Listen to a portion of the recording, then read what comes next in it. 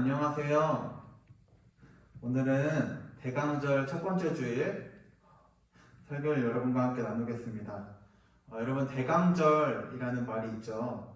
대강절, 대림절, 강림절 다 같은 말인데요. 이 말은 교회력에 있는 용어입니다. 여러분, 교회력이라고 들어봤나요? 교회의 달력이라는 말인데, 여러분이 잘 알다시피 대림절이 있고 또 사순절이 있고 고난주간이 있고 부활절이 있고 이러한 중요한 절기들을 얘기하는 교회 달력이 있습니다. 이 달력은 예수 그리스도의 생애 주기에 맞춰서 짜여진 달력입니다. 대림절은 메시아의 강림을 기다리는 절기입니다. 이스라엘이 메시아를 기다린 기간이 400년이 넘는다고 하죠. 성경에서 단 몇 줄로 처리된 구절, 그 행간에는 이민족의 침략과 로마의 압제 속에서 신음하던 사람들의 치열한 삶이 담겨져 있습니다.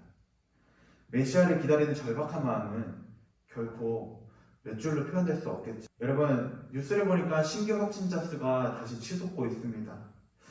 아주 무섭게 치솟고 있는데요. 벌써 이틀째, 3일째 500명이 넘는다고 합니다. 그렇게 많은 사람들이 양성 판정을 받았다고 합니다. 전문가들은 아직 확정 판정을 받지 않은 사람들의 수가 확진자의 70%는 더 있을 것이라고 예측하기도 합니다. 백신과 치료제를 기다리는 사람들의 마음이 점점 더 커져갑니다. 우리나라만 그런 건 아니고요. 일본이나 미국을 보니까 아주 좀 심각하더라고요. 뭔가를 애타게 기다리는 마음은 그 대상이 모든 문제를 해결해 줄 것이라는 소망이 결합될 때 아주 강력해집니다. 우리가 그리스도를 기다리는 절박함의 크기가 그분을 해결사로 인정하는 마음의 크기랑 비례하는 것이죠. 우리는 그분을 절박하게 기다리고 있습니까?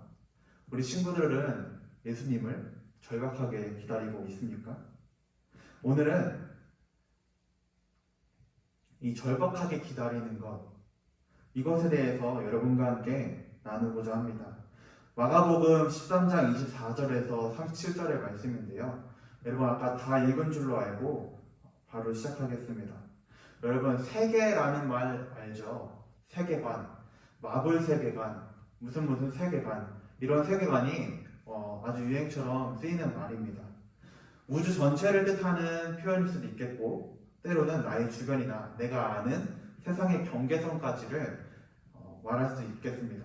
그래서 마블 세계관이란 마블에서 설정한 그 안에서의 어떤 세상을 얘기하는 것이고 하나의 삶입니다. 우리의 세계관은 어떻습니까? 우리는 나에게 찾아온 큰 고통이나 또 내 주변에 사랑하는 사람들을 잃거나 하는 상실감 속에서 그야말로 모든 세계가 무너지는 것 같은 경험을 하게 됩니다. 마블의 세계관에서 타노스가 그 세계관을 아주 뒤흔드는 일을 벌이죠. 그래서 거기에 있는 캐릭터들이 상실감을 느끼는 것을 보면서 우리의 세계도 마블의 세계관이 무너지는 것처럼 우리의 세계관도 무너지는 것을 경험하는 것 같습니다. 바로 이 코로나 팬데믹 속에서요. 오늘 복음서 본문은 성전 파괴에 대한 언급으로 시작합니다. 그래서 마지막 환난의 날에 대한 경고랑 그리고 깨어있으라 라는 권고로 마무리됩니다. 오늘 설교의 제목이 깨어있으라였는데요. 왜 깨어있으라였는지 잘 생각해 보길 바랍니다. 우리는 흔히 성급하게 이 본문을 세상의 마지막 날 종말의 풍경과 연관지어서 읽으려고 하기도 합니다. 하지만 먼저 본문의 문맥을 보면요, 우리가 놓치고 있던 내용을 발견할 수 있게 됩니다. 문맥을 잘 살펴보면 이 대화가, 이 예수님과 제자들의 대화가 예루살렘 성전에 대한 이야기라는 것을 알 수 있습니다. 예루살렘 성전, 예수님께서 성전을 떠나가시고 3절에서는 성전을 맞서 보고 계십니다. 예수님께서 마주보고 계십니다. 성전을. 이것은 하나님의 임재가 이미 예루살렘을 떠났다라는 의미로 읽혀집니다. 하나님의 임재를 상징하는 성전을 얘기하고 있는데요. 하나님의 임재가 이미 예루살렘에 떠났다라는 의미는 무엇일까요? 눈치 없는 제자들이 있습니다. 눈치 없는 제자들이 여전히 성전의 아름다움을 얘기하고 있습니다. 저 성전 아주 아름답습니다라고 예수님한테 칭찬하자 주님은 좀 더 정확하게 말씀하십니다. 그 성전에서 하나님의 영광이 떠났고 무너질 것이다 라고 말씀하십니다. 그 성전에서 하나님의 영광이 이미 떠났고 무너질 것이라고 말씀하십니다. 제자들에게는 이런 예수님의 말씀이 엄청난 충격이었습니다. 왜냐하면 성전은 하나님의 임재를 상징한다고 얘기했죠. 하나님의 임재랑 이스라엘에 대한 보호를 의미하는 것이었습니다. 하나님의 임재, 이스라엘에 대한 보호. 제자들이 생각하는 예수님은 이스라엘을 국가적으로 회복시킬 분이셨기 때문입니다. 사실 2절과 3절 사이의 문장 다음에는 말로 다 담을 수 없는 아주 싸한 분위기가 흐르고 있었을지도 모릅니다. 갑분싸라고 얘기하죠. 갑분싸. 제자들에게 성전이 무너지는 것은, 성전 파괴는 세상의 종말과 같은 말이었습니다. 자신들의 세계관이 무너지는 것이었습니다. 왜냐하면 제자들에게 성전은 그만큼 중요했기 때문입니다. 그 애매한 분위기 속에서 제자들이 다시 묻는 것은 분명하게 세상의 마지막이 아닌 성전이 무너진 날이 언제입니까? 라는 질문이었습니다. 그러면서 주님은 24절에 그때에는 그 환난 후라고 말씀하시며 성전이 무너진 이후의 세계를 언급하십니다. 그런데 이 이후의 세계는 문장으로 붙어있지는 않지만 시간적으로 얼마나 떨어져 있는지 알 수 없습니다. 마치 아까 얘기한 것처럼 2절하고 3절 사이에 그 간격처럼요. 마가복음 13장을 해석하는 중요한 지점이 바로 여기에 있습니다. 주님 오시는 그 마지막 날, 종말의 풍경은 반드시 오겠죠. 올 것이지만 그 날과 그때는 아버지를 제외하고는 아무도 알 수 없다. 그러니 깨어서 그날을 준비하는 마음으로 살아가라. 그러므로 오늘 본문의 핵심은 종말에 대한 풍경에 대한 묘사가 아니라 나의 세계가 무너진 경험, 그리고 그 후에 펼쳐질 새로운 세계를 어떤 자세로 살아가야 할지를, 그것에 대한 예수님의 권면입니다. 지난주에 여러분에게 안전하십니까? 라고 물어봤습니다. 여러분 일주일 만에 갑자기 안전해질 리는 없겠죠. 왜냐하면 코로나가 더 심해졌기 때문에. 제가 지난주에 여러분에게 한 주 동안 안전하게 살아가십시오 라고 얘기하고 나서 이제 일주일 동안 쭉 지나가는데 이 코로나 확진자 수가 무섭게 치솟더라고요. 제가 생각한 것보다 훨씬 많이 치솟으면서 저는 좀 많이 두려웠습니다. 왜냐하면 카톡방들마다 전부 오늘 확진자가 몇 명이래, 내일은 뭐 더 많을 거야, 이렇게 계속 보내주더라고요. 근데 그거 보면서 진짜 무섭다라고 생각하면서 한편으론 내가 지난주에 두려움 다 내려놓고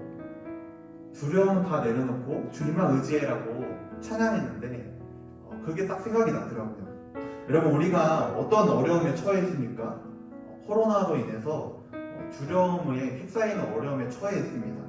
그러나 우리 삶에 어떠한 일이 벌어지더라도 우리가 주님을 의지하며 우리가 살아가길 바랍니다. 불안정합니다. 불안정도 합니다. 아주 어려운 상태입니다. 그러나 이런 상태에서 주님만을 의지한다고 안전을 노래하고 주님만을 의지한다고 고백할 때 그리스도인의 진정한 평안이 찾아옵니다. 여러분, 안전하지 않을 때 안전을 노래하는 것이 참 어렵습니다. 하지만 우리가 지난주부터 계속해서 고백하듯이 이런 불안전할 때야말로 하나님께 안전함을, 하나님 안에서 우리가 안전함을 고백하고 찬양해야 함을, 그래야 함을 믿습니다.